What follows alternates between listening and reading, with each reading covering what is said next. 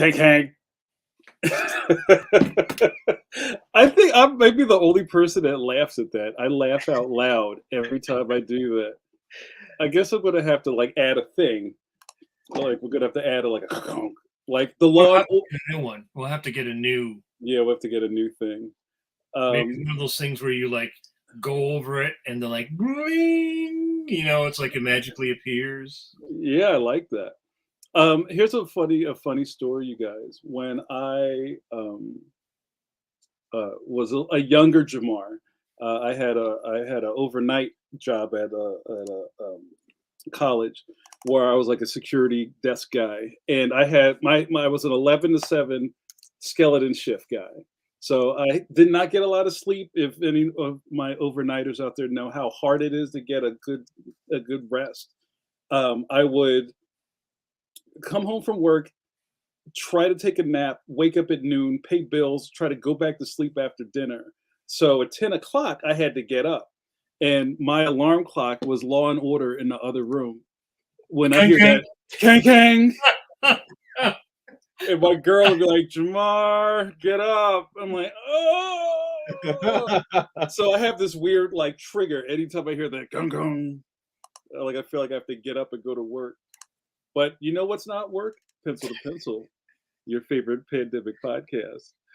Welcome back, you guys. I'm happy to report that we are all here. We've all passed our diagnostic checks, and we're back here in the cockpit to talk to you guys tonight. My name is Jamar Nicholas. I am an author illustrator. Thank you, Steve. I have a series at Scholastic Graphics. My first book, Leon the Extraordinary, is in stores now.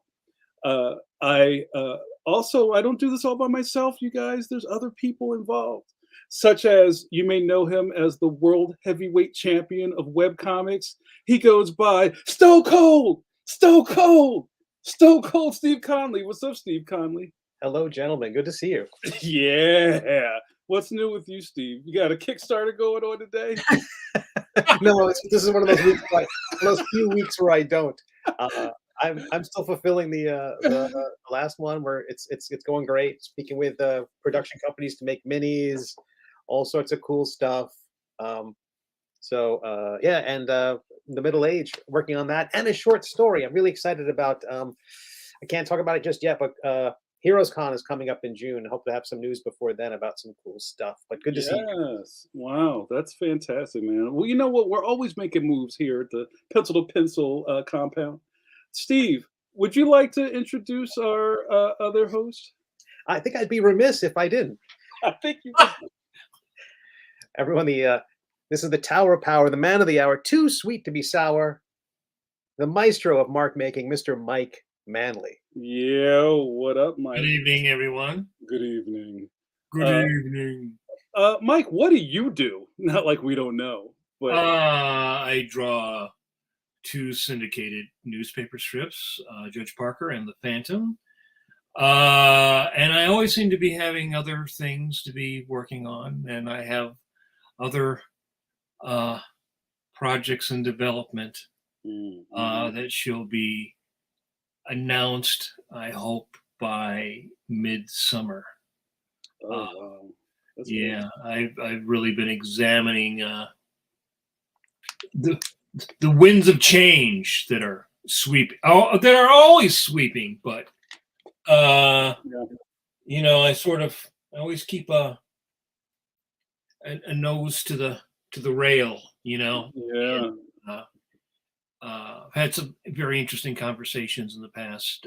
One today, and a couple in the last week, and some online. Some interesting conversations online. One was the current incredibly low page rate that some people at Marvel are earning. I heard about that. Shocking, Strike. Huh? They should strike. That seems to be a yeah. So yeah, it's just your career is always evolving, whether you want to evolve around with it. And I think that things evolve faster now than they used to, because it just seems that tech pushes all the buttons much faster than it used to. So so yeah. You know what? To that point, and we'll bring in our guest in a second. It's funny, you know, time keeps on slipping, right? I don't have to tell you that, but it's also interesting to think about. And I've read this thing a while ago, and it's already outdated. That just imagine that kids that have been born even in the last 15 years are born into a world where anytime they touch a screen, something may happen to it. You know what I mean? Like the iPad generation or a cell phone generation, or and even consider how people even communicate with devices is different than how we grew up, where you had a landline with a cord wrapped around it. And I remember, Mike, you were talking about drawing Judge Parker and how, like, the action of somebody using a telephone is different now. Even like call me doesn't even work because there you go, headsets don't work that way. Right? Yeah. I mean, in the old days, you see any old movie or many old comics or illustrations. The phone was an more elegant device. They had a lot of different kinds of designs, and so you would see the girl laying in the bed, talking and twirling the wire. Yeah, like another prop to do, and you could do a lot with that prop. But what can you do with this? It's like, oh, I'm laying in the bed, or I'm laying in the bed like this, right? It's just not a. It's not a device lent to drama. Oh, my favorite is this. Hold it up the cord. Yeah. Have you drawn that one yet? It did. I told them. Yeah.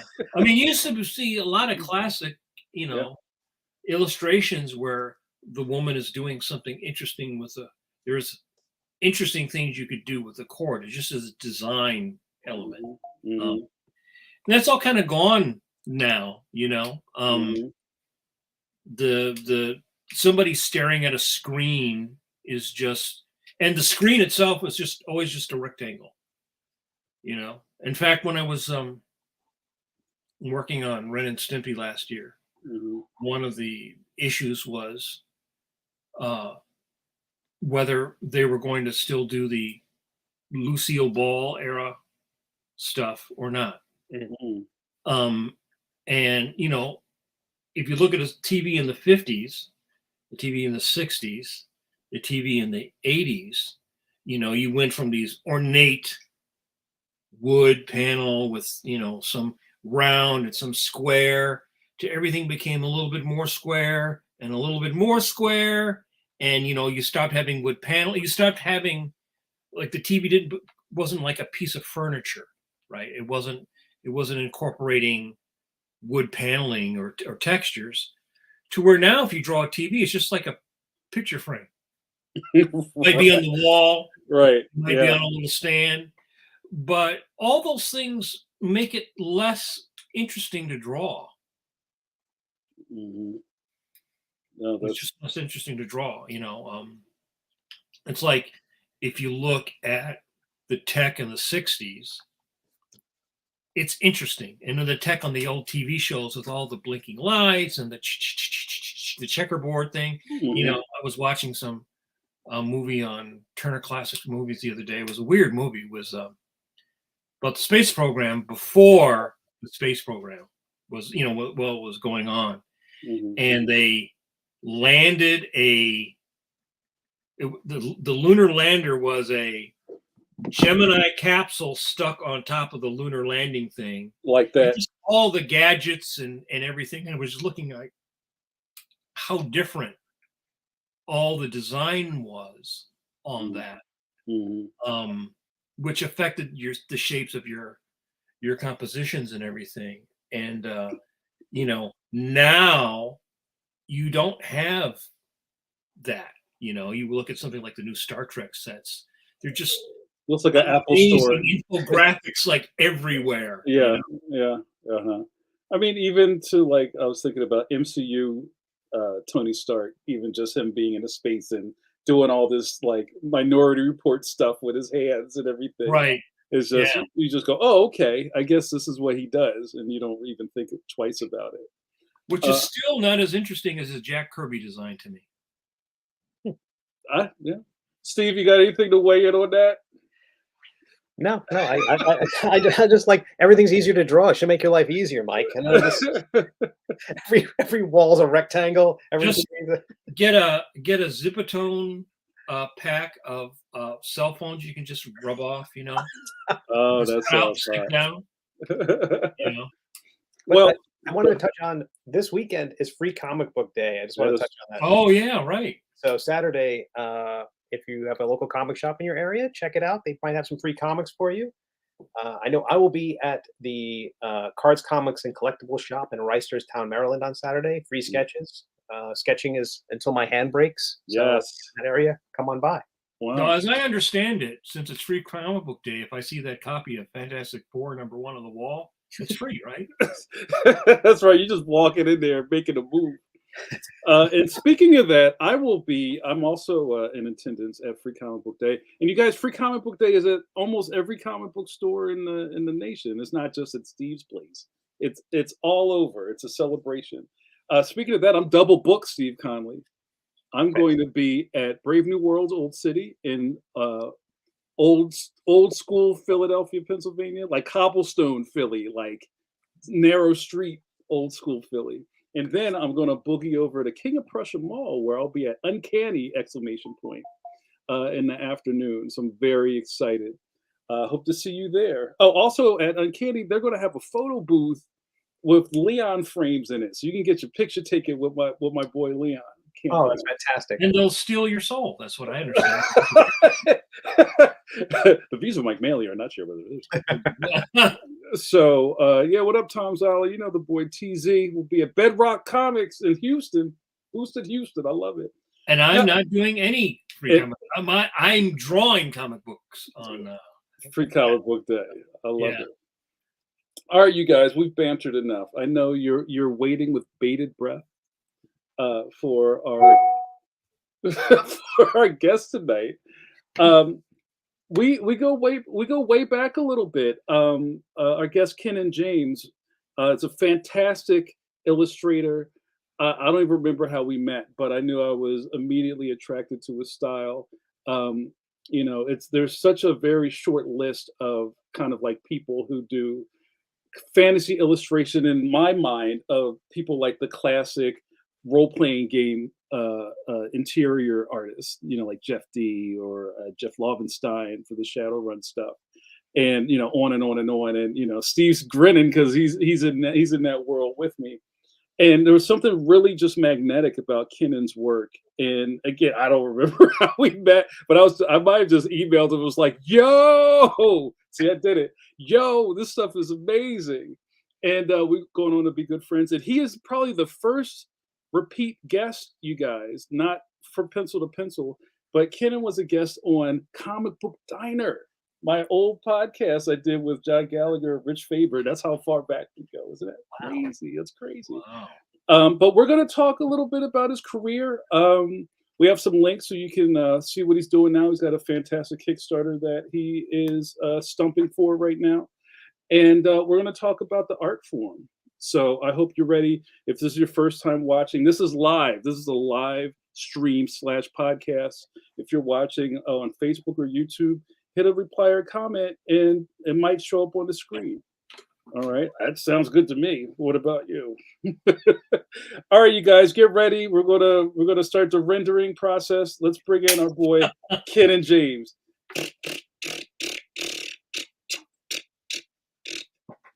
I love it.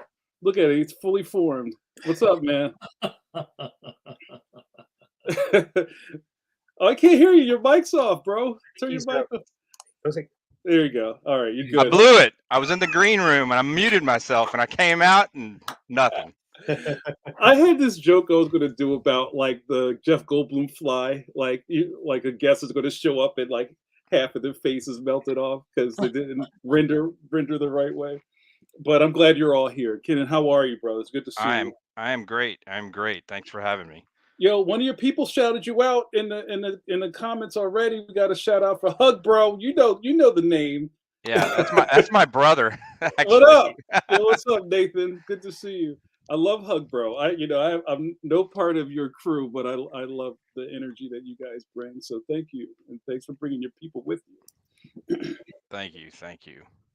So, Kenan, I hope I didn't speak out of turn. I love you have a very striking illustrative style, and I wonder maybe before we get into the origin story, you can kind of tell me a little bit about your relationship with drawing. Like, have you ever been, just kind of like, Well, you nailed it when you said the old D&D guys, because I grew up emulating them. My earliest influences were D&D, old D&D, and old comic books, mm, mm, 80s comic books. So, uh, yeah, and you nailed it. You said Jeff D. I tried to emulate Jeff D. Uh, and John Byrne were probably my two mm. earliest influences. I tried to riff on those guys quite a bit, but I mean, I've since picked up a lot more influences since then, but those two were definitely two of my earliest ones. So, So tell us a little bit about maybe your practice for people who may be new to you and what you do. Because again, I don't want to speak out of school, but we build you as a fantasy illustrator, and right. that makes it sound like you're not real. But yes, you're. Right. Man, my professional career has run the gamut for sure. I've Mhm, done uh pretty much whatever it takes to survive. I've worked in video games. I did the corporate world stuff for a while. I was trying really hard to be an illustrator for Dungeons and Dragons and role playing games. And then when I started getting into that, that's when they Wizards of the Coast bought TSR, and they completely shifted their art style, yeah. and all those artists that I grew up trying to emulate, uh, they weren't they weren't cool anymore. So Mhm, I kind of had to pivot and figure something else out, and that led me to go into video games, and I did that for a while, and uh, that was a that was different. Yeah, video games were cool. The money was really good, but it wasn't really where mhm. didn't speak to me, my heart anyway. So now I'm back doing illustration stuff, and it's cool because all the artists that I grew up emulating in that old school aesthetic is coming back, and people are like trying to seek that out. So there's work now, so it's nice. Well, maybe we can speak to because this is like a nice chewy nougat that we can kind of bite on for a little bit. Hmm. Just thinking about because there's so many realms of illustration and like kind of like fantasy illustration. Like when you say things like that, you think of Frazetta or Hmm. maybe like Boris and Right. things like that. But then kind of like into another column, you're thinking about maybe kind of like we said, like Dungeons and Dragons stuff, like the classic Larry Elmore, Red Box, Big Right. Red Dragon stuff, which quickly evokes, oh, this is what Dungeons and Dragons is, or this is what like sword and sorcery stuff is. Right. And I want to think, and maybe Steve, you can bail me out on this a little bit because I'm just riffing. Like, I was really interested in that aging out thing because we talk a lot about that in comics, and I think maybe people don't consider that in other or creative columns that the same things happen. But there was definitely a moment where TSR products looked like this, or D&D looked like this, or GURPS looked like this, and then it shifted. Everything got really not illustrative in a different way, painterly, Very painterly. Yeah. Yep. uh, Exactly. but not like Frazetta painterly. It was kind of like I don't know. Maybe you guys could talk more about that. Back cover, or then you have the Brom kind of style. Yeah. but it kind of lost that kind of, I don't know, chunky line work style. The kind of, Well, they got rid of black and white yeah. work completely. It was all color interiors, so all that line work that just went away. So Mm. I Do mean, you that's think that was a rebranding choice? oh, most definitely, yeah, most definitely.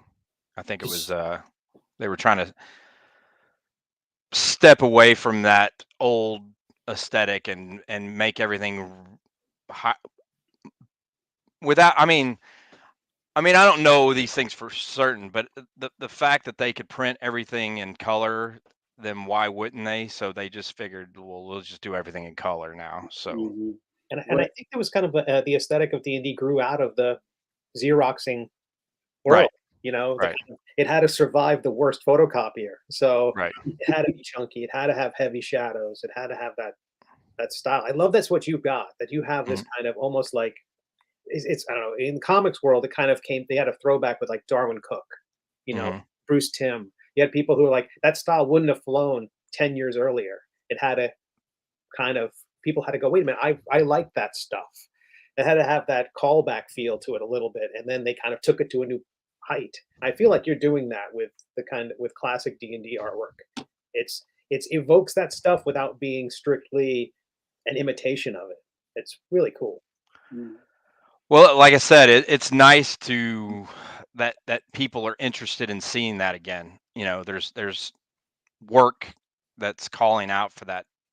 And 20 years ago, nobody was really looking for that, or if they were, they had absolutely zero budget and they were trying to produce just the cheapest product possible. Right. So they figured black and white artwork was as cheap as they could go. So I Yeah. think there's also that a thing where, to me, even more with black and white artwork and line work, is you see the personality of the artist, because there's the personality to the way they actually use the line. And I mean, there is personality in painting, but I can see a closer lineage to artists who were directly influenced by the first generation of people influenced by Frazetta than the people who are in later generations influenced by people who did painting. I think that the personality of the line work, like Boris's line, is very different than Frazetta's line, Mhm. right? right. Mhm. And I think you see that more with pen and ink than you do with painting.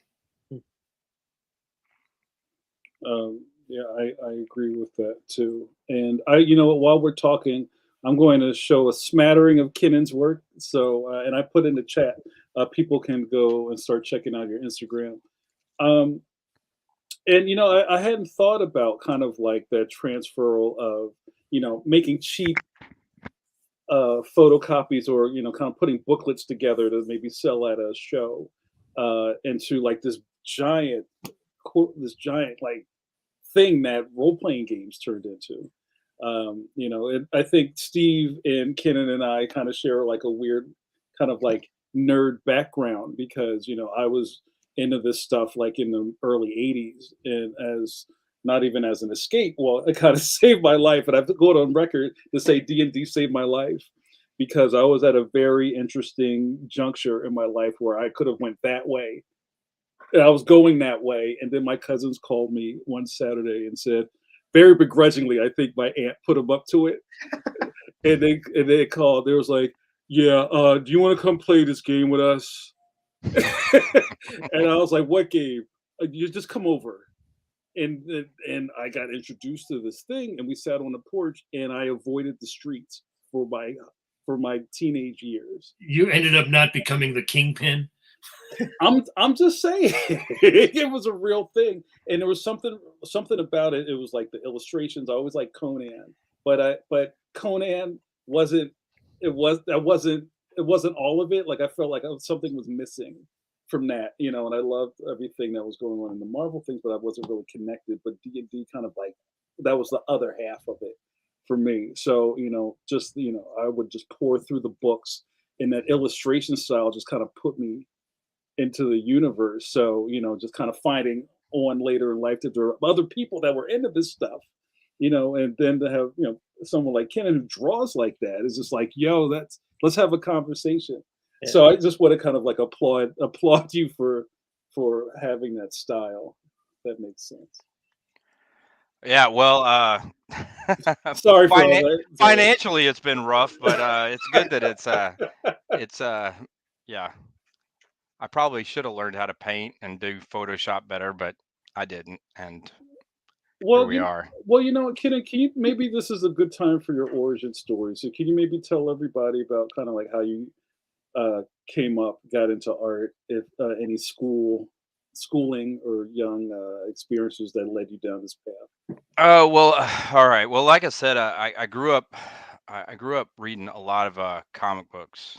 Um, I actually, fun trivia fact. I owned a comic shop at one point. I did not know that. And so in the '80s, I read John Byrne was king. Like I bought everything John Byrne did. Uh, Just I loved everything. And I bought pretty much every Marvel title. DC not so much. And then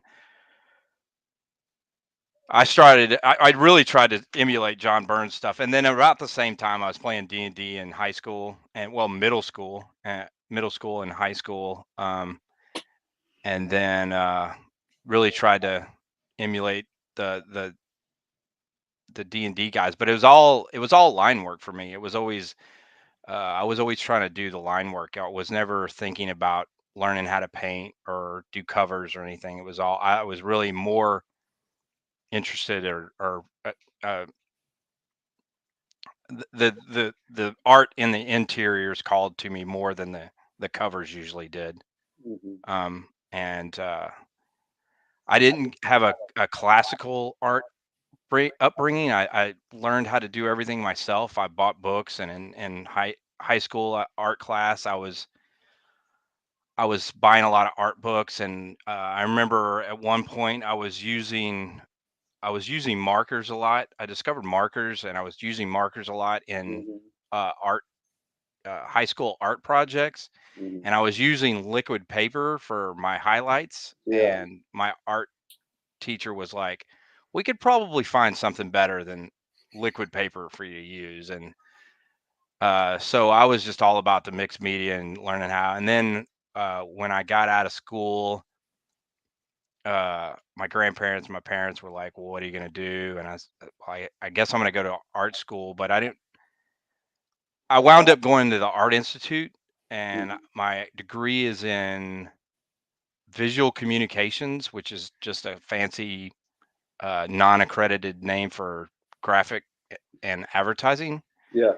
And I kind of just did all the school projects, and I did all my illustration and stuff in the background. Like it never really sh- uh, shined through on my projects. But then when I did at the end, when you graduate, you do all you are basically building your portfolio. And I just built my portfolio out of a bunch of stuff that I just wanted to do. It wasn't anything that I had shown my instructors. And I remember when I went to my portfolio show, uh, all my instructors and professors were like, "Where's this work been this whole time? Like you were in school and like none of it." And I was like, "Well, I didn't really think you guys wanted to see any of this. Like it is all illustration work, and it didn't really apply to."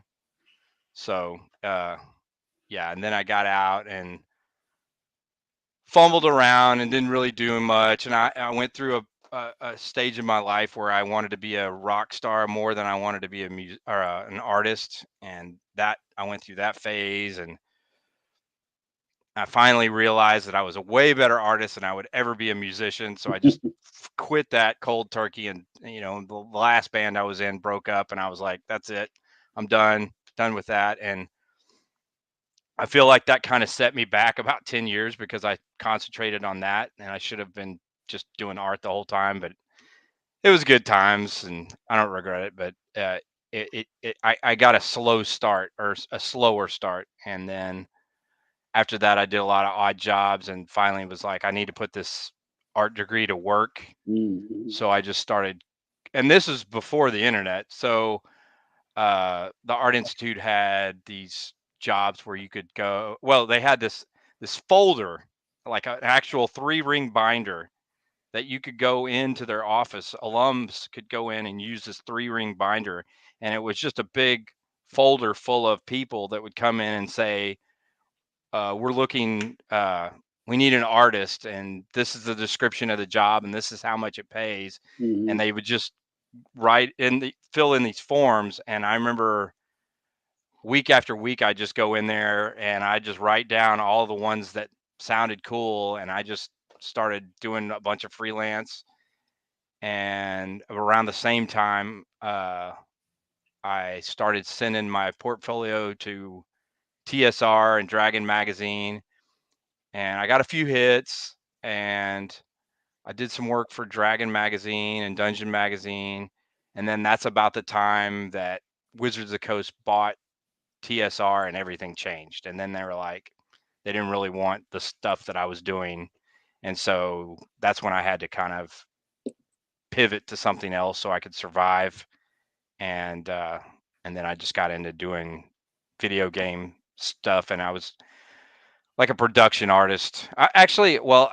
Yeah, before the video games, I actually got on. I worked on the movie A Scanner Darkly. I was an animator on that, Mm. and I was actually waiting tables. Uh, uh, Talking about surviving, I was waiting tables, and one of the guys that I waited tables with, he came in and he said, "Hey, I pulled this out of the newspaper back when people read newspapers for jobs." And he said, "You're an artist, right? Like they're looking for artists for this movie." And I was like, "Okay, right." And I was like, "Man, like, whatever." Uh, That seemed like a complete pipe dream. I mean, like, I'm waiting tables, right? And so anyway, I filled it out, and I went in and did it, and I wound up getting a job as an animator. And I worked on that, and then I went back to waiting tables for a while, and then I got uh, a job on video games because I just kind of cold called them as well. A mhm. lot of the jobs I've got, it's because I've just cold called people. Yeah. I've done a lot of that. Really, They that's don't, amazing. they don't really do that anymore. Actually, I got into video games because I was cruising through Craigslist for jobs, and and I saw that there was a computer game or a video game company in Austin, and they weren't even looking for artists. They were looking for architects or programmers or something. And I just cold called them and said, "Hey, I know you guys aren't looking for an artist, but I'm in the Austin area, and here's my link to my portfolio." And then I wound up doing freelance for them.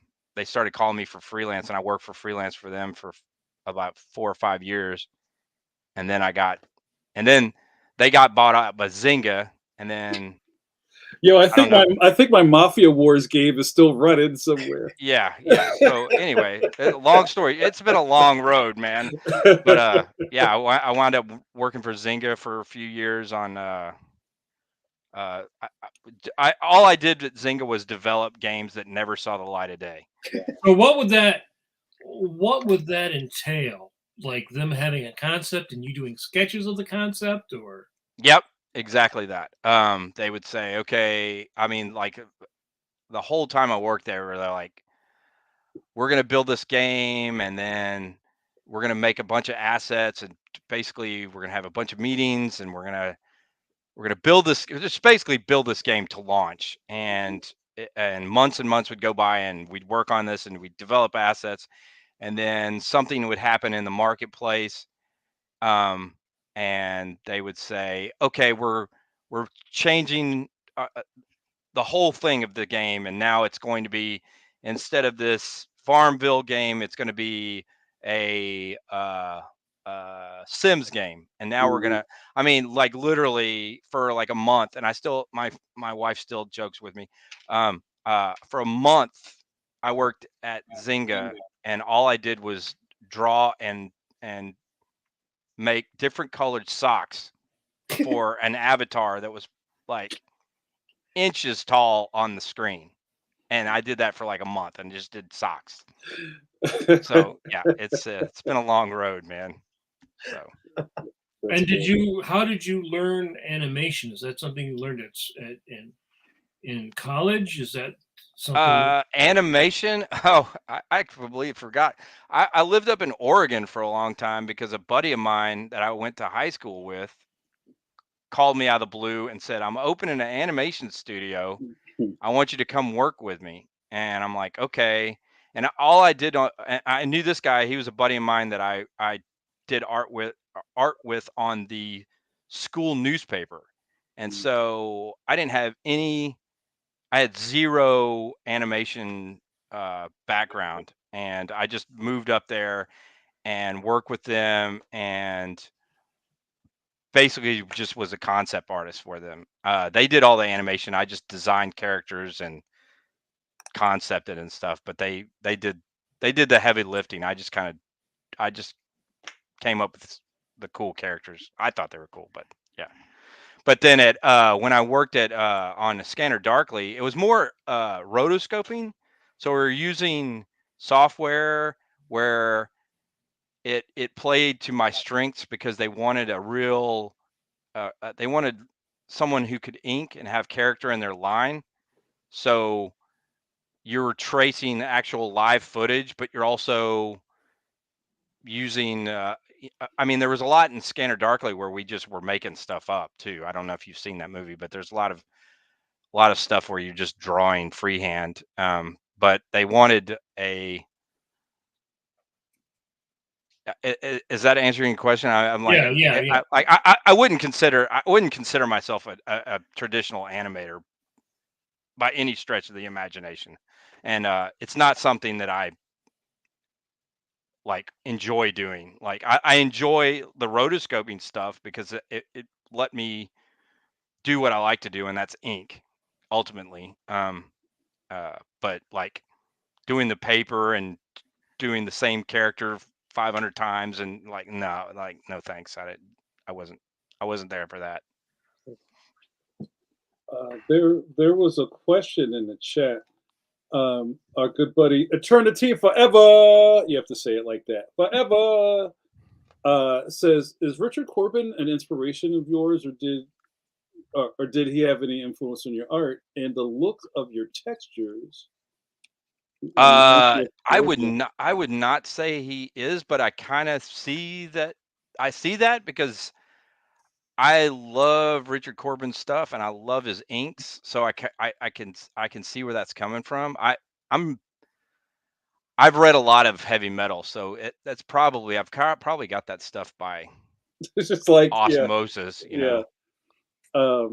Thanks to Trinitine and our good buddy David Peterson, Reed Mouseguard, says, as a line and texture person, Kennon's work is top tier. S tier, Kennon. Dude, Thanks, thank you, man. Thanks, David. Hey, man, David, you're the god at that stuff, man. Thank you very much. I appreciate that. All roads lead to David Peterson. So seriously, I've seen David's like actual inks up close, and he is the man. So I love it. I was going to ask, and this, I hope this isn't going backwards too much, but I was going to ask you about like that period when TSR was, kind of, it seemed to me like there were a bunch of guys with really good intentions, turned into this giant corporation that they couldn't keep handle on.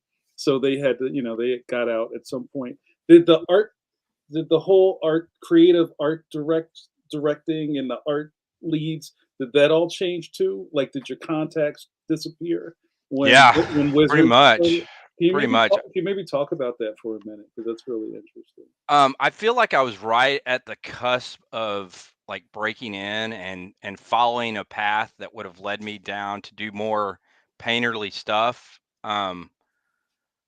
because I was actually like I was meeting with art directors and having meetings and talk and discussions, and they were saying, if you want to do more work, you have to change your style so it's more like you have to get rid of the lines basically, and Get rid of the lines, you guys. get rid of the lines and be more painterly, and that uh, it's hard, man. Like lines are my that's what I enjoy the most, and it's hard to let that go. I don't know if that's Hmm.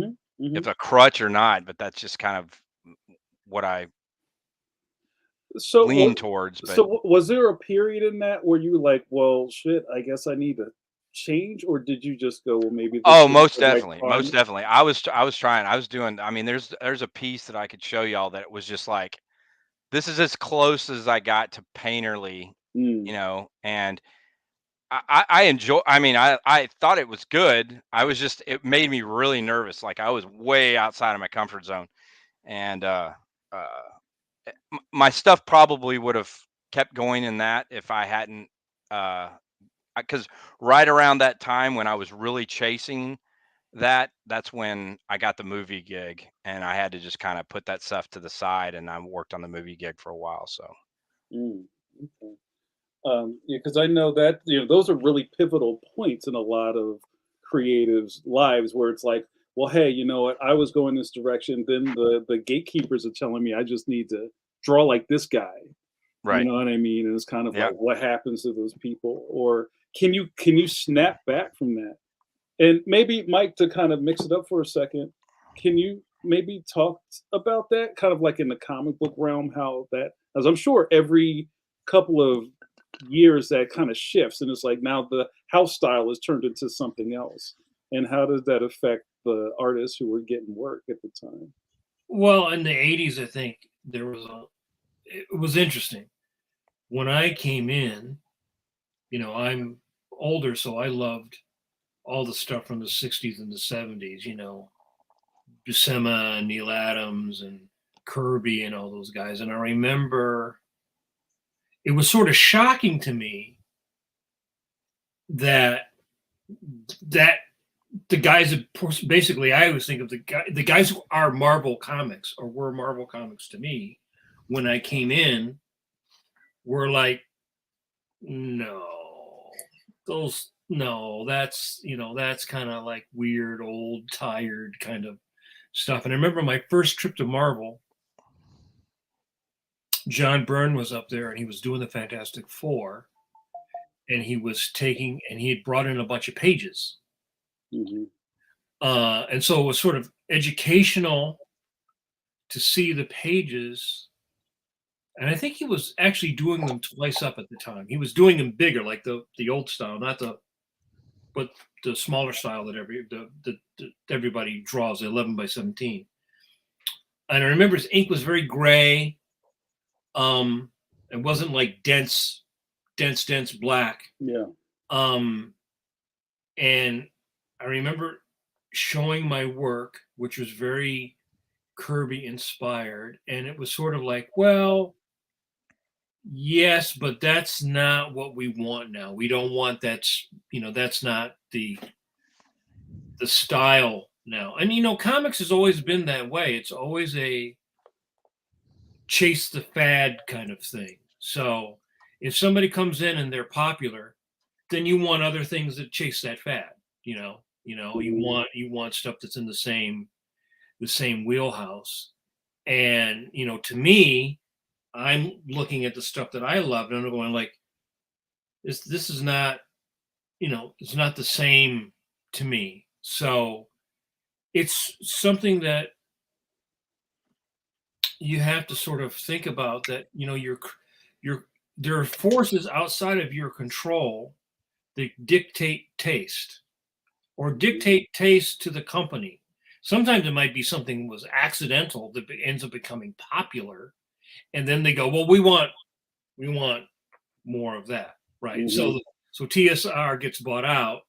The new people don't want anything to look like the old TSR. They want the new thing, Mhm. and if you can't adjust, then and Right. it's up to you to adjust. That's the thing, right? No one will adjust for you. No one will tell you how to adjust. They will just say, well, this is not what we want. This is what we want, right? And so you have to figure out a way, or if you can, or if you want to, adjust, change, pivot. Now, I've always been sort of a mimic, so that's something that's not particularly difficult for me, but aesthetically, it may be something that you don't find appealing, right? But then if that's what the publisher is buying, you can't dictate to the publisher that, like, no, you Right. publisher, you change what you want to what I want. So, you know, it doesn't always work for people. Comics is a little bit different too, because in animation, every show is different. Every show has a different style based upon the product or the person who the showrunner. Maybe it's their style, you know. And so you might go from working on Samurai Jack to Batman or to Fairly Odd Parents. I mean, I've worked on a lot of different shows where the styles are very divergent, and so you have to sort of be able to flex. But in illustration, it's a little bit different, because people sort of. Did you ever have an agent? Like, did you ever try to get an agent for illustration? Because a lot of people would do that. They would come out, they'd work on a portfolio, show it to an agent, and the agent basically has a book of styles, right? And so someone would go and say, I want a pen and ink style, or I want a scratchboard style, or I want airbrush style, you know. Did you ever try that? You know, try having an agent? No, I never got any traction with agents. Probably the closest I got to anything close to that was buying the annual artist market book and going through that. I did that religiously. I thought that was like, I thought that was the coolest book ever. Yeah. I probably still got a couple of them from the 80s laying around here, but yeah, but I tried to go and get agents and stuff, but a lot of them was like you had to spend money to get your stuff in front of them, and then it just seemed all very counterproductive, and I never, like, no one ever approached me, and I just never got any traction going that route. Because that was also in the 80s. It was also a very different era where you would take your stuff and you would go around and you would drop it off. You drop your book off. Right. You know, and you say that to somebody now, and they're like, "What? Drop your book off? What are you talking about?" You know. But that was a very different. It was a very different time, and it was very personal. Like, they would go through and they go like, "Well, I have a stable of artists, so I'm only going to add you if I figure I have clients who would like this style." Right. You know, and then you had the book and the art directors annuals and the directory of illustration, where I still get those emails like, "Hey, you want to buy a page in our book for $2,500 or whatever, some crazy amount of money?" And it's like, who looks at those books anymore? You know, right? You know. Yeah, but that was how things. That's how people got on back in the day.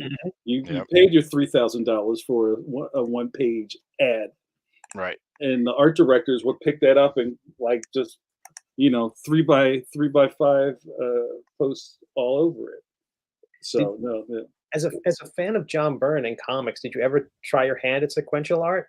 I found out real quick that I was way too slow for that lifestyle. Like, I just could not. I mean, I did some sequential stuff last year for the publisher that I'm working with now, and it was brutal because I just can't let it go. I have to draw. My illustrative brain won't let me go fast. Like I have to put every little rivet on everything, and just it's not cost effective for me at And with all. So with the references you're making, did you ink the Marvel tryout book? Did you get that over? no, I owned it at one point, but I never thought my stuff was good enough to ink in it, so I never put ink in it. But and then I think I lost my copy somewhere. But Kennon, can you talk a little bit about your inking technique? Because I know in a lot of your Instagram posts, like you're using kind of like look like some of those Japanese brush pens, kind of that have like kind of like the hard tips. Uh, yeah, well, I'm only traditionally inking on the post-it notes. Everything, like if mm, it's professional work or mhm. 99% of the work I do, it's all digital. Oh But wow. Hmm. uh, my favorite pen right now is I'm probably gonna It's butcher like the this. Fudenoke or something like that. Fudenosuke Fudenosuke Yeah, brush pen. and Like they're this kind is it's my favorite pen right now. Like all of that stuff was done with this pen. So and those are kind of like it's kind of like a it's not like a it's not brush, soft. right? It's It's got a nylon tip to it. yeah, that's what I was trying to couldn't Yeah. find my words for a minute. And there's something really cool because it's kind of sharp and it kind of cuts. It kind Right. of cuts into the work. But I'm surprised you don't. I feel like you would be just a natural with just a brush, but you don't really have a I'm lot too of. messy. I'd have my hand in it too much. Like I've used brush pens and then I look down and I've smeared half of it. I just I like it's funny because I just said I don't work fast, but on traditional stuff I try to work fast, Hmm. and part of that is not worrying about where my hand is. Like it's hard enough just for me to just start on the left and go right. Hmm. So I don't put my hand in it, but invariably, uh, yeah. So I need stuff generally that dries fast. Yeah, So you So don't use traditional dip pens and have any favorite nibs or anything? nope, I've never even tried. I think the closest I've gotten are those brush pens that have the reservoir, and I yeah. haven't used those in a long time. But I've never used a dip pen. No. Wow. Your stuff. I mean, your stuff is so crisp. Like it's almost like, of course, this is how you work. But I think that's one of the cool things about cartoonists. Like everybody has a different way of getting to the finish line. You Right. know. I also I, think generational Mm, it's probably different because if you started 15 years ago, marker technology was so much better. Like no one would use well, there's guys who use markers in the old days, like Gil Kane, and you'll see a mhm. lot of his pages now, and they're like disappearing. right. So like when I started, you would like sketching with a marker, but none of the markers had permanent ink then. Mm, Right. mhm, mhm. So if you ink something with a marker, in 5 years it would be turning green or purple or Right. you know.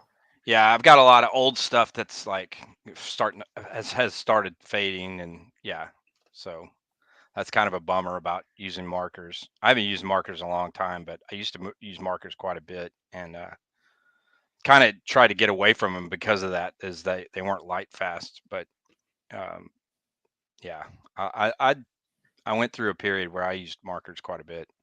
I used to use the rapidograph. In fact, I just bought some new rapidographs. As a teenager, I used rapidographs a lot. I loved the Mhm. rapidographs, and I love the dip pins, and the 108 versus the 102 versus the 303. I mean, I was a real geek for all that stuff. I would try to figure out like what if I could read what each artist used, then I'd figure, oh, I can make that. I could make that line. Um, and so most of the guys of my generation only use pen and ink because you couldn't use a marker, Right. you know. Mm, And mhm. then you had the kids in the last 6, 7 years with Inktober. There was a whole bunch of kids who started wanting to go back and use actual pen and ink Right. including some kids in the classes I was teaching. They wanted to do the Inktober, so there was a whole little rung of people who probably would have only used Pigmas, Right. who got into like, oh, you'd show them like this pen does this pen does this, Mm-hmm. And I know we're don't think we forgot. We're going to get to your Kickstarter, but we got to get to all this chewy middle first. But I do love how you exaggerate anatomy. There's like Mhm. more so than Byrne or Jeff D and those guys. Almost like the way some of the way Errol Otis would bend the figure to fit the space he had to work with. It's Right. kind of that. I love that so much. It's like sometimes I look at these, I'm like, wow, each one is so well composed within that shape. Yeah. And then it's like it's not just the design, but how you've modified the figure to fit. It's really cool. I don't know if any genre other than fantasy or sci-fi would allow you to do that. And you know what? Let me ask you a question, Kenan, because I there's a lot of, and pardon my like art school words, but I see there's a lot of playfulness in your work. You know what I mean? Yeah. Because we've all looked at a lot of fantasy stuff, and there's a lot of just like chopped off heads. You know Right. what I mean? Or that kind of like kind of like hyper gory type of stuff. And not to say that your stuff can't be dark, but it seems like it kind of leans itself towards humor. Right. So, like, how was that like a conscious decision to add that to your No, work? I Or how wish did I that could be happen? taken more seriously, but I just can't, man. I try to get dark and serious, and it just Yeah, doesn't. It doesn't work. It's just not. It's not genuine when I try to be as I can do dark, I guess, but like the humor is always coming out, whether I want it to or not. So I this is think fantasy, there's more humor in fantasy, and it's more accepted, I think, in fantasy, just as because I'm not a big Dungeons and Dragons player, but it seems like there's more humor in that, where a lot of the sword and sorcery, which is not the dragons and elves, but the stuff that's like angry barbarians killing each other. right. There's less, Wasteland stuff. yeah, Yeah, yeah. there's less humor in it, and I think it's sort of like the taste. Like there's not a lot of humor in Savage Sword of Conan. Right. right, and I grew up on a lot of that. Like I grew up on a lot of that, but it doesn't show at all in my artwork. So Um, Well, there's a lot of also whimsy in your work, and I think that that's not as common now.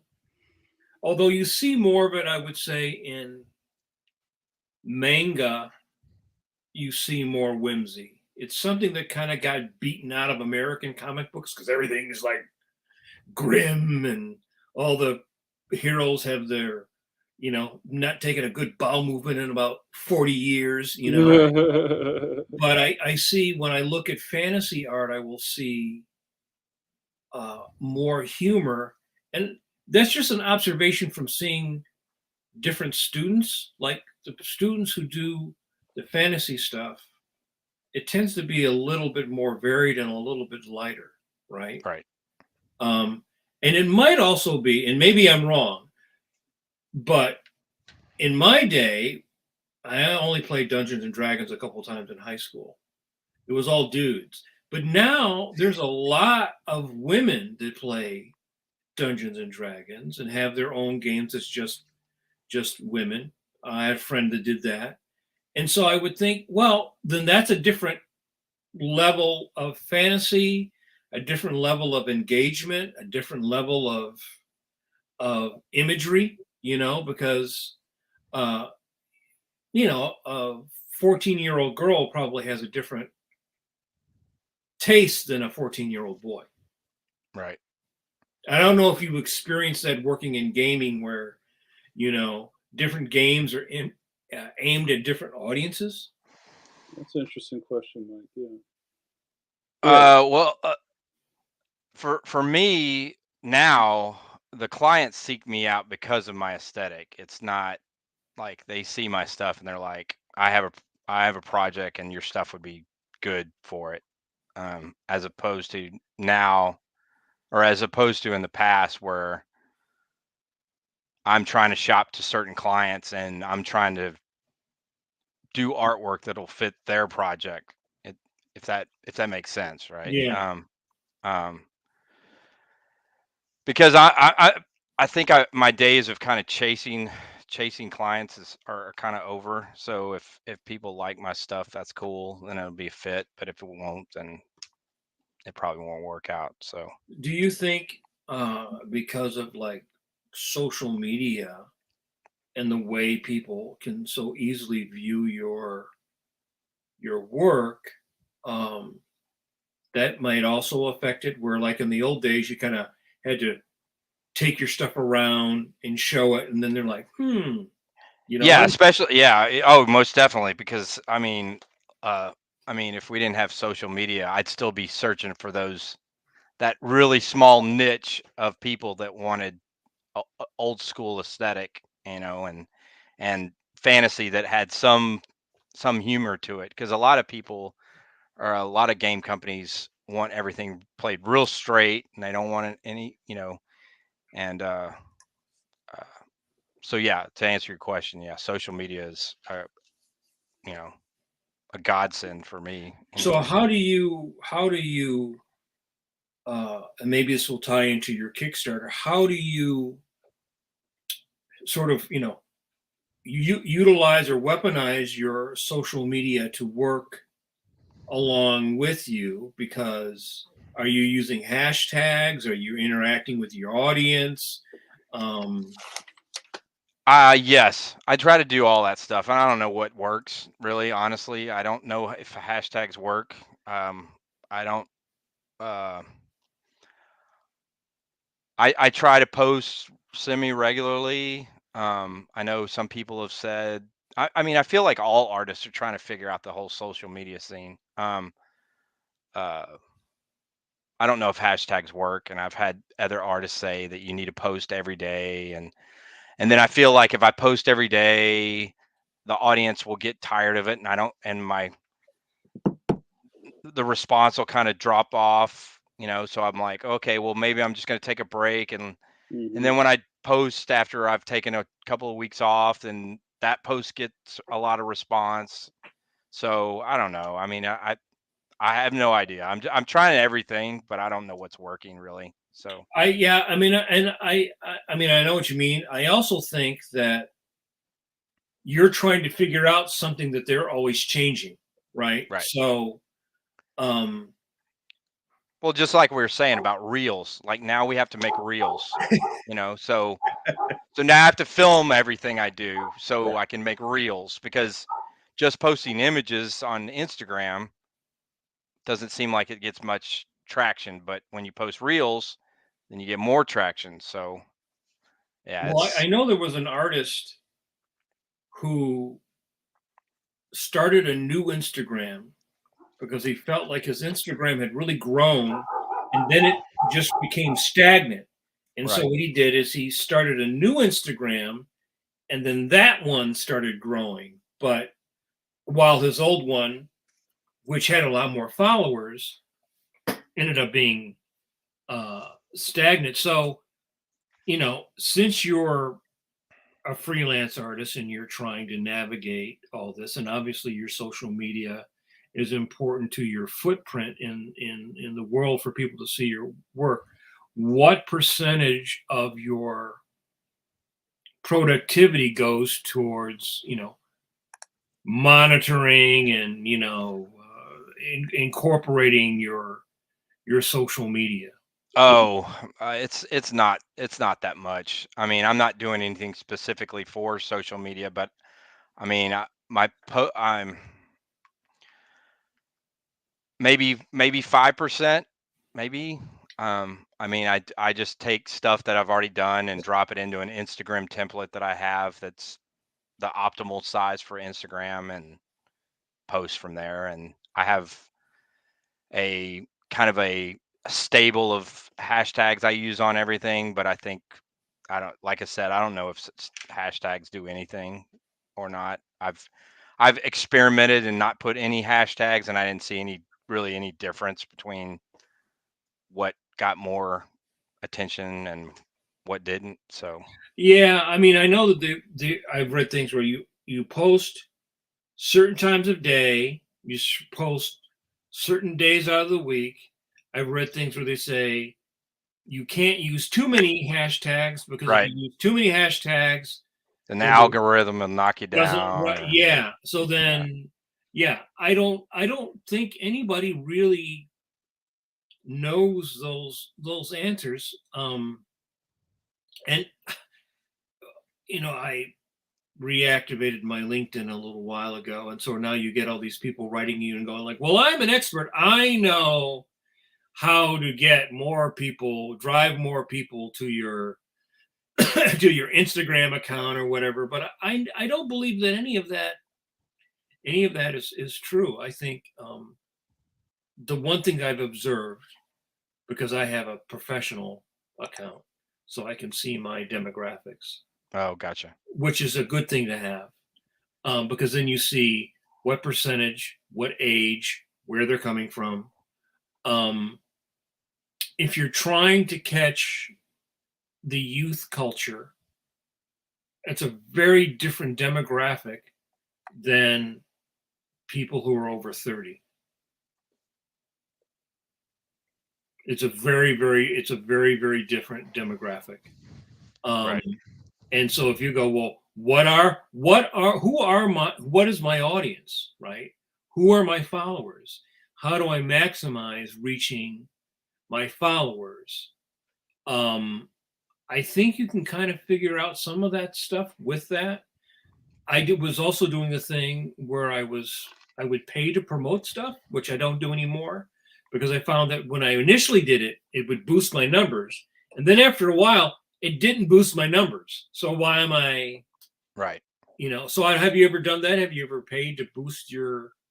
I have not. No, I've kind of wondered about some of these artists that have like 50,000 followers on Instagram. I just kind of wonder if they've done that at some point just to get a really good bump, or or it just happened organically. But I've never paid to like promote anything on social media.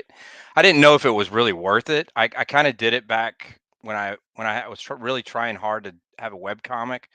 I paid for advertising, and it didn't really get any traction. And I felt like I was just throwing my money away. So no, I've never really paid for it. Did you well, why don't you talk a little bit about your webcomic? Is that something you're still doing, or is that something you? No, it's kind of kind of. I mean, it still exists. I mean, the archive still exists, but it's at mohagancomic.com. It's about a goldfish and him and his skull buddy. I did almost 300 strips for it. And it was right around the late aughts. And I've kind of just kept the archives going, but I don't do any new stuff anymore. I work with a buddy of mine who wrote it. Kenan, I have a question about doing work inside the gaming space, Mhm. because what I love about the podcast is we kind of try to hit all the different angles of creative cartooning, and we don't really have a lot of guests who are getting work, kind of like making spot illustrations for a game, a gaming guide or Mhm. a source book. So Right. can you maybe walk us through that and kind of like maybe like how the art direction works, or maybe like what is the minimum or the average of spots that they would want for a book, or how that kind of works? Um. Okay. Let me see. So basically, the art directors will hit me up and say they've got spots that need fill. I mean, I've got a board of spot illustrations that I'm working on right now. Hmm. And they give me the briefs and the size, and then I send them roughs, and depending on how involved the art directors are, they'll provide feedback or they'll just give thumbs up, and then I go for it. I mean, it's I mean, you're going through a lot of it here. Yeah. So Like that's a that's a right, half-page illustration right there. So right. Right. So is it kind of like in, I've done a little bit of this, so I think it's just really interesting. Like the language is different. So like you could just have a list like, wizards staff, or right, crystal ball, open spell book, that kind of right. stuff, right? And Yep. then they let you just kind of go to town, and then that's where the art direction comes in later. Yeah, so I mean, some of the clients are really particular about what they want to see, and then other clients are like, "Oh, here's a monster with a dragon," and that's pretty much all, and you just get to go for it from there. So uh I kind of prefer the clients that are more involved, Mm, instead of just like, "Oh, just do whatever you want," because I mean, right. do whatever I want. I mean, Right. Because they that's kind of they kind of don't really want whatever you want, right? right, right, exactly, right. And generally, I mean, I'm sure everything has its different deadlines, but and you spoke to about doing comics and how you felt like that was kind of its own slog. Like Hmm. how, like when you have to do like 15 spot illustrations, that sounds easy, less Right. maybe to somebody, but it's kind of like doing that kind of work isn't as easy as it sounds, even if it's just like a slice of pizza or something like that. Right. So, like, Um, if you could no, speak go to ahead. Go no, ahead. so if you could just speak to kind of like what's the kind of lift that happens when you're doing like a bunch of spot illustrations for something?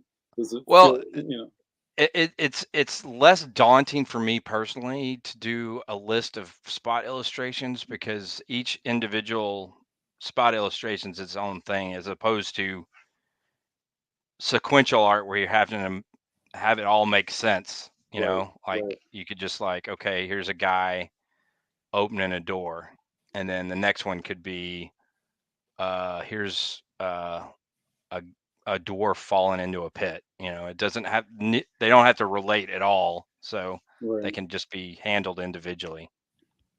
Okay, yeah, that makes a lot of sense. And it sounds like you have some freedom depending on who you're dealing with, unless Right, unless they have like a style guide or something you need to follow. right. Oh, that's very And cool. usually, if they're coming to me, they're wanting my style. So, Hmm. uh, uh, but yeah, I mean, certain clients will be specific, like we want an elf, but we don't want the elf's ears to be too big. Like Right. we don't want World of Warcraft ears on the elves. Like the yeah. We want Spock ears on the elves and that sort of thing. So That's important, Manly. Just to let yeah. you know that. Why don't you talk a little bit about your tech, your rig, your setup? My rig. I am the most untech guy ever. My rig is uh an old, I mean, I don't even know how old this copy of Photoshop is. I'm still on CS5, I think. Yeah, Mm, CS5. yeah. I'm trying to avoid paying the subscription service Robots have until, been dispatched to your location. yeah, exactly. um and I'm using I think this is a 20-inch Cintiq, uh Mhm. and that's pretty much it as far as tech. I'm just Photoshop and Cintiq, and that's pretty much it. Do So you you don't use Clip Studio or No, are you a Photoshop guy? Photoshop, Mm. 100% so you Photoshop. built a custom brush in Photoshop? Nope, nope. I just use the round brush. I just have played with the settings until it got to where it works the way I want it to work. So I love it. And that's another really funny thing is that I think it seems like, well, you have the entire Crayola coloring box in front of you in Photoshop, or you can make all of these. I know people who just kind of go brush crazy, and they're just always just like making these, tweaking, the dialing it in. But generally, most of the people I talk to just use the stock stuff, and they make it work. right. you know. So you I see think more students buy all the various like the packs and all those brushes, other, yeah, but I think you're right. I think most people I know use like the real G brush and maybe one or two others because you know they sell you all these brushes and make all these weird marks, and you're just like, well, I don't know where I would use that because I'm not going to use that if I'm like drawing a comic book or inking a comic book. So, right. you know, maybe if you're doing digital painting. So, do you do digital? Have you moved over to all digital inking then, for the most part? My inks are pretty much not 99% of the time I'm inking digitally now. So And are you drawing a sketch and importing that, or are you also drawing digitally? no, not anymore. I pretty much do all the pencils, roughs, layouts, everything, and then inks in Photoshop. So I love it. And are you a multi layer guy? Because I know you see some people and they've got like 300 layers. Or are yes, you? yes, I am a layer guy, and I have to fastidiously label each one correctly. So that's yeah, it's probably why I'm slow. But yeah, I have to do that. Well, you know what? Before we run out of time, because you know I say every week, where does the time go, Kenny? I don't say that every week to you, but you see what I'm saying. I wanted to ask you about your Kickstarter because that's what we're here for, right? So maybe could you talk a little bit about your Kickstarter and kind of what you're aiming to do? So the Kickstarter is just a collected uh, uh, a book collect collection, a book collection, a book of collection of all the post-it note stuff that I've done over the last several years. Which just kind of happened organically. Like I just was doing post-it notes here and there, and people were responding really well. And e- every time I do one, it seemed to like people really responded really well, or it was just fast. And then I looked up and I had like 100 of them, and people were saying, "Well, you should do a book." And so I'm all about old art making money. So I said, well, that seems like a logical thing to do. So This looks fantastic. And what is your kind of background with doing Kickstarters? This is it says on your profile that you've done 3 already, and done 3. My first one, it funded, but then I made some bad mistakes and bad decisions, and basically shut that one down and refunded everybody. oh And wow, so I probably should not. Well, here's some free advice for anybody thinking about doing a Kickstarter. Don't do a Kickstarter when you have a 1-year-old, Mhm. ever. When you have a 1-year-old daughter, don't do a Kickstarter and expect to get anything done. So Pro tip. pro tip, don't do that. That was bad. That was a bad move on my part, and I apologize to anybody that's listening that kicked into that Kickstarter. But I am trying to salvage my reputation, and my buddy talked me back to Kickstarter, because after I stopped that, I was like, I'm never doing another Kickstarter ever again. It stressed me out. It was like I was really stressing me out and starting to affect my health, and I was like, okay, I got to Right. pull the plug on this. And my buddy talked me back to it, and that's why I started with the fish book Mhm. last summer. It's because it was a book that was already done. I'd done it before, Mhm. and he said, well, let's just reprint that because you have a new audience that's never seen the fish, and let's just do that, and just start rebuilding your Kickstarter profile, as it were. And that wasn't And too long ago. The fish book, right? I remember seeing it. Was that last year you did that? yeah, we ran the Kickstarter in August, Mhm. Yeah, and it came out in like January, February. So I love it. So, are you fulfilling the orders yourself, or do you have a company fulfill your orders? no, I'm working with a publisher now, and the publisher is doing a lot of the stuff that I never wanted to ever do. And they're doing the fulfillment and they're handling all the shipping and the fulfillment and the storage, so I don't have 1,000 books in my garage and Yeah, that sort of thing. So let's not do that anymore. yeah, I think we've all been there. yeah. That's fantastic. Can you talk about the process of finding a publisher to work with? Well, I mean, it helps when your buddy owns the publishing company, which is basically what happened. His name's Jeremy Moeller, and he's an awesome artist in his own right, and really good friend. And he owns the publishing company, and he's the one. And we would get together and kind of vent about our Kickstarter woes, over the years, and where we were at, and all the sorts of things. And yeah, and then when I finally decided to pull the plug on that last one, or that first one, 3 or 4 years ago, and he and I were talking, he's like, well, let's try to get you back to the table. And so yeah, to answer your question, my buddy, he's the one that does the publishing. But it kind of just happened by accident.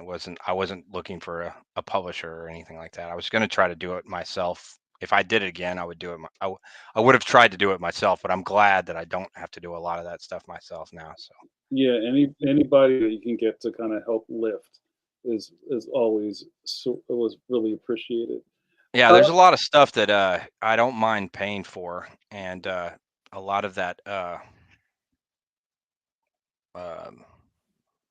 what would you call it? Just not artwork stuff, Right. like I'll Like pay. administrative, right? Yeah, administrative. That's the word I was looking for. Yeah. So what's the saying? Like, do everything once, and then you know how to do it, and then you hire people to do it after that. And that's kind of, Mhm. I know enough about it to where I don't ever want to do a lot of that stuff again. So Well, what's really it's always interesting to me, and we talk about Kickstarters a lot, and our buddy Steve Conley is a master Kickstarterer, right? And something I always kind of talk about that everybody glosses over a lot is like how much work it is the month or the 3 weeks or whatever your thing is running. Like you basically created a full-time job for yourself, just getting the word out. yeah. And you spoke to that just a little while ago, but over your time, even with this one, because it seems like you're really close to your goal, which congratulations, is like you're almost there. Thank you. Look at that. I want to say that pencil to pencil helped Yeah, it did. push this Yeah, over the cliff. you're the first leg of my talk show tour right here, man. Right, and Oprah is next Oprah's week. tomorrow. Yeah, Tomorrow. yeah. So, do you have any? Not that we brought you on here to give pro tips, but any other advice you think you would give somebody who's trying to do like an art Kickstarter that maybe that you learned from the School of Hard Knocks? Okay. Well, this is the main rule. Do not do a Kickstarter if your project is not 95% complete. Like Yeah. seriously, like you will have suicidal thoughts in no time.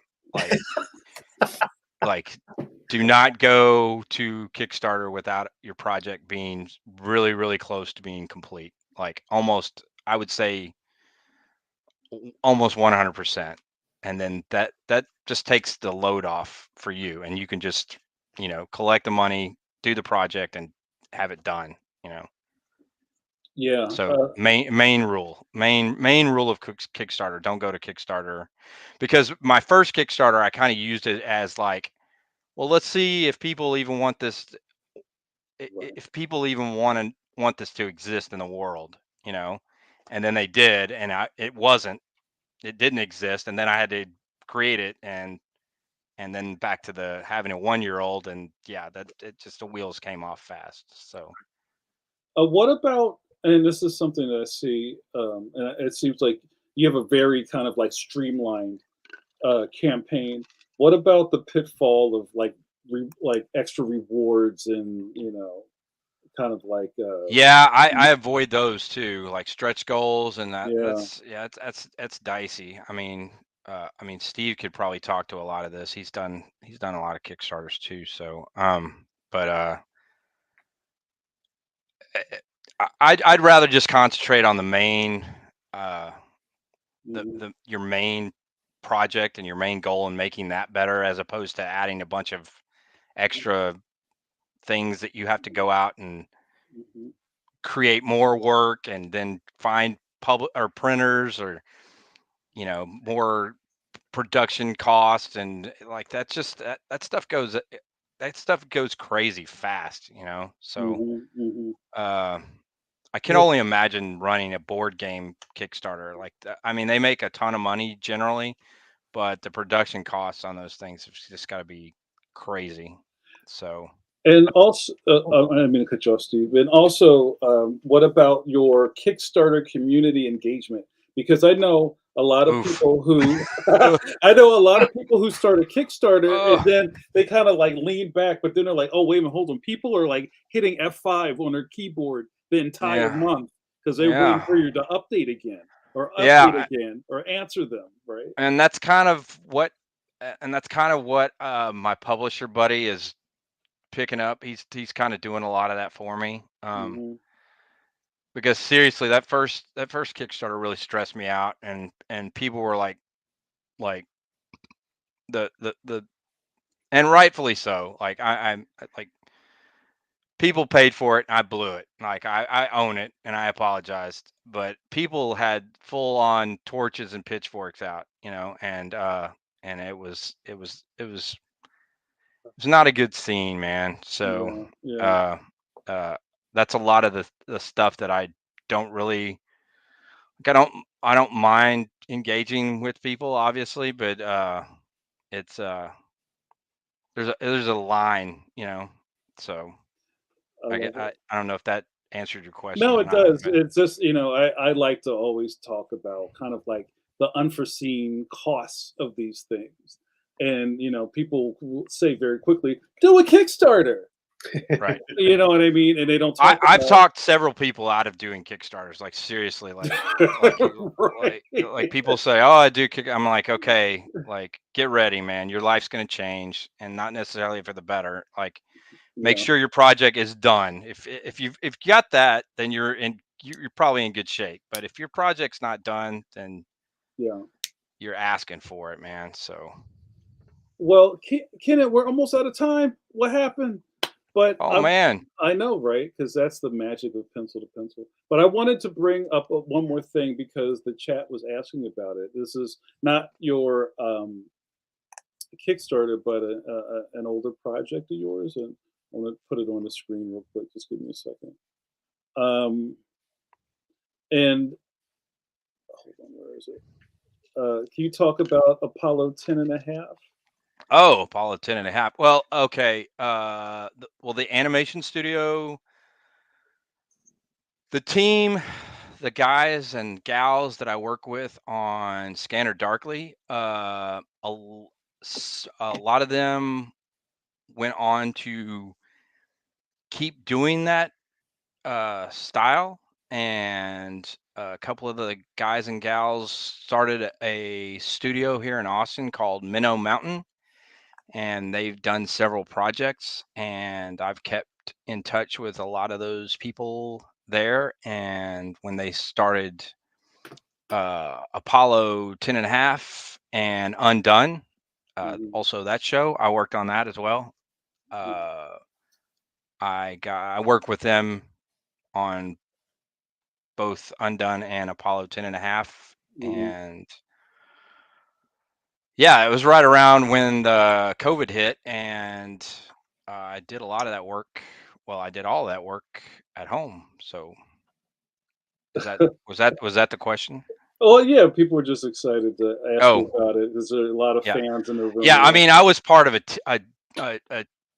a large talented team. I'm not going to take credit for much of that, besides the fact that I worked with a team of really talented people. So mm. How do you like working with teams? Because I know basically what just being an illustrator is a kind of a solitary job. But is there a big difference? Do you see working in groups versus just doing your own stuff? I enjoyed it because, like you said, I mean, we are like in caves generally, so it's nice to be doing artwork, and then every day you go to a meeting and everybody's talking about the artwork, and Hmm. you know, it's a nice change than just being, isolated. And Love it. All right. Well, you know what? I'm gonna put a pin in this. I had a really great time talking to you, Kenan. I hope this is what you wanted, my man. This is a oh, fantastic. this is great, man. Thank you so much for having me. This is a This is awesome. And go back Kenan's campaign.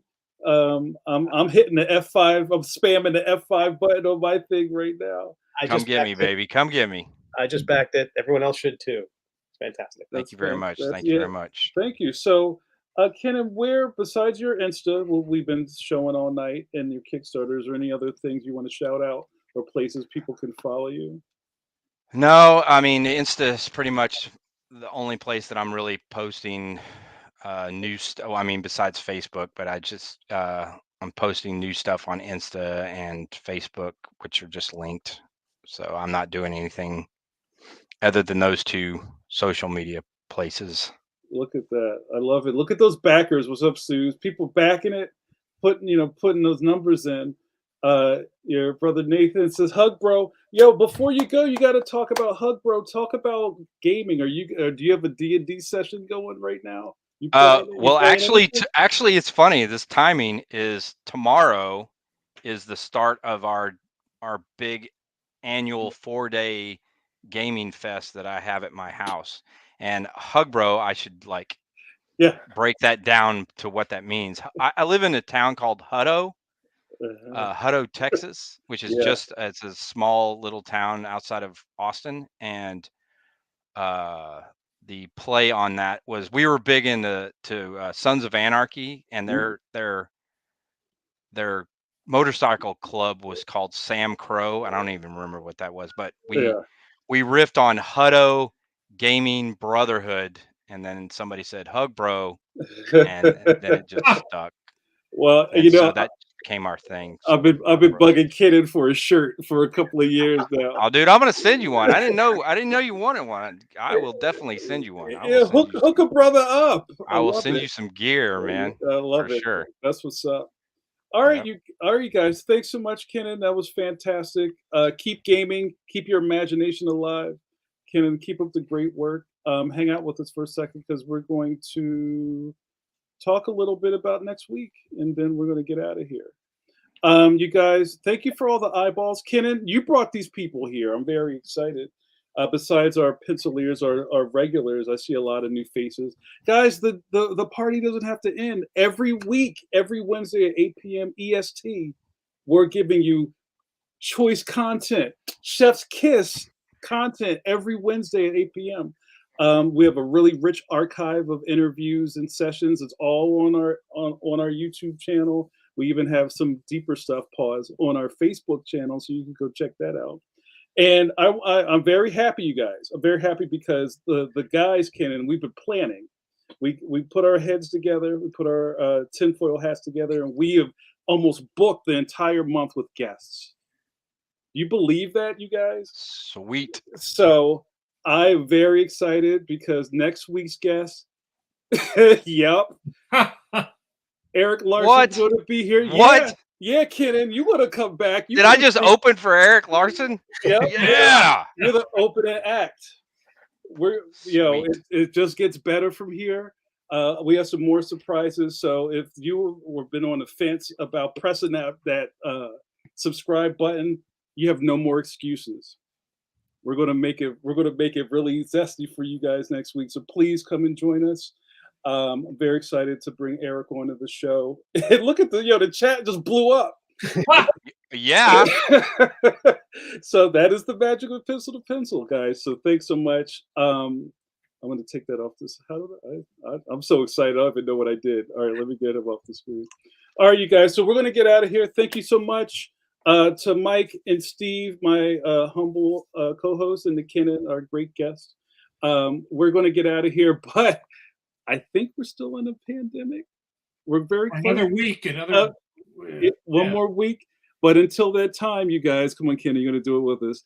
Make sure you wash those curvy hands. Yeah, put them up. Put those hands up. Oh, that's good, Steve. Good job.